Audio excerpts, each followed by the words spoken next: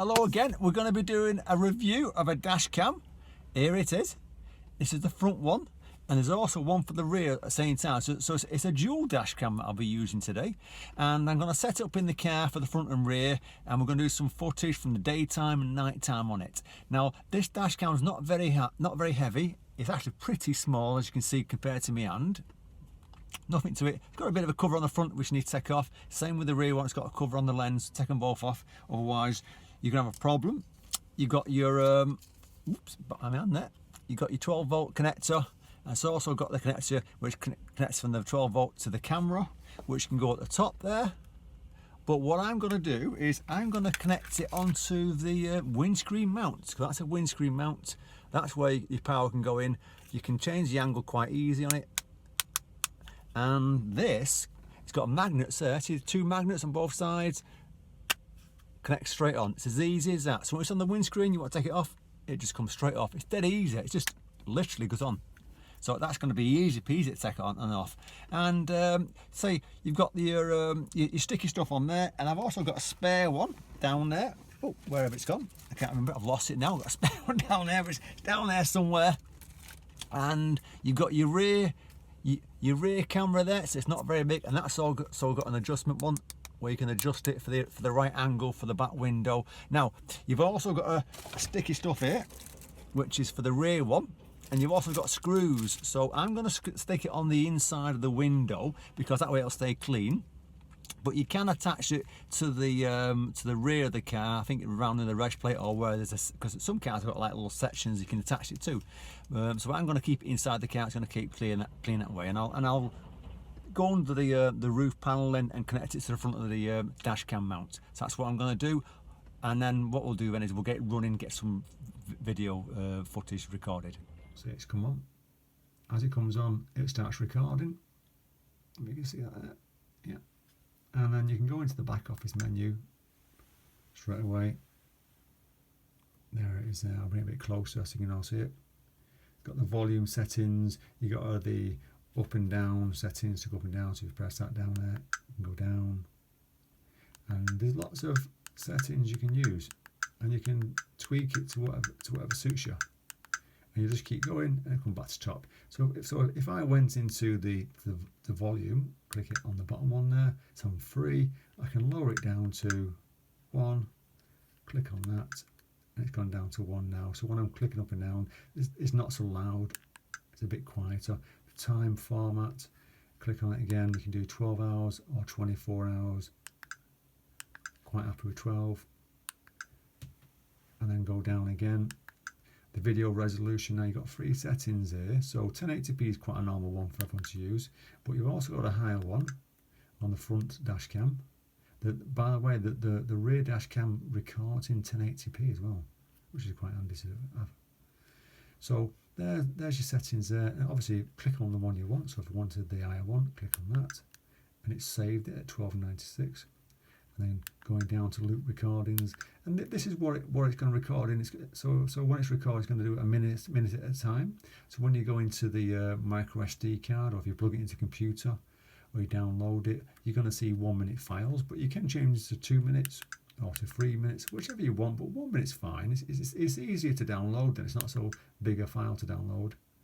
And then you've got the audio recording. That's for the mic. So if I click on there and I turn it on, then it basically means that when I'm driving around, it's going to record the audio in the car. And surprisingly, it's actually a really good mic. It's picking up quite a lot in the car. It's nice and clear. And you can see here the G sensor. So you could adjust it depending on the type of roads you drive on, really. So if you live in an area with no speed bumps, then you want to probably a bit higher. Or if you're worried about other things, then you can change it. And then you've got the language. Well, at the moment it's set on English, but you can see there's loads of languages there. I mean, I don't know what they are. And then just come out of that one there, English, and then obviously the auto screen. So at the moment it's off, which means that when I'm turning the car on, the screen's going to stay on, so you can see what's recording. But you can turn it off, so after a minute, it goes on to screensaver. But I'm leaving it off for the time being. And then you can go down to, like I said, there's a time and date there. Click on that there. There's your time. There's your date, so it's got the year, the month. You click on each one, the year, the month, the day, the time, and so on. So we click on that to come out of it. And then going down, you've got a format.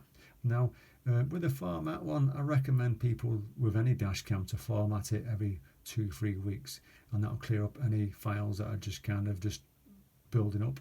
But what will happen with this dash cam, as well as most of them, is that once it gets full, the memory or the micro SD card, it'll start to overwrite the oldest recording bit of it. But it's good to actually format the file every 2 weeks, 3 weeks maximum, depends on how much you use it, I suppose. So I'll just come out of that and then go down to the factory restore. Well, you don't need that, and then the firmware information and back to there. Now to come out of it, just press on there. Comes out of it, it'll start recording again. See, it's coming back on again, just like you would do in your car. And then you've got the date, the time, and the. So this footage here, we've got two comparisons. We've got the 1296p on the left and the 1080p on the right. And what is nice is that they're actually both really clear. This day's a little bit of cloud, but sunny at the same time. But both of them was clear pictures. The 1296 is slightly clearer, got more detail, but the 1080p is still pretty clear. And we've got here is the front and rear dash cam working together. I've got a link in the description below, so if you want to check it out, it's actually a pretty good value dash cam for a dual dash cam. And what's nice is you can read the rest plates when you stop the footage, and it's quite a clear picture on the front, and the rear camera is quite clear as well. Now the rear camera records in 1080p, and the front camera records in you can either do it in 1296 or 1080p or 720 at 30 frames per second in the 1296 and 1080p. And like I said, this is all just quick footage that I've done through over the last couple of days, and each time I've stopped, I can see the reg plate's quite nice on it. So it's quite nice to see a good front camera and a rear one at the same time. And when you get the cars coming behind you and the rear camera and they stop, you can see the reg plates and see what's going on. And on this last bit here, in the daytime, as it goes around, it's quite a nice day, and you see the cars quite clearly. It's got good colours, and the reg plates are nice and clear, so it's not a problem for picking up reg plates. This first bit here, it's got a super night vision. This first clip is in 1296p, front camera only, and it's quite a nice clear picture, and even with the rain on the ground, a little flicker in the air, it's quite nice footage.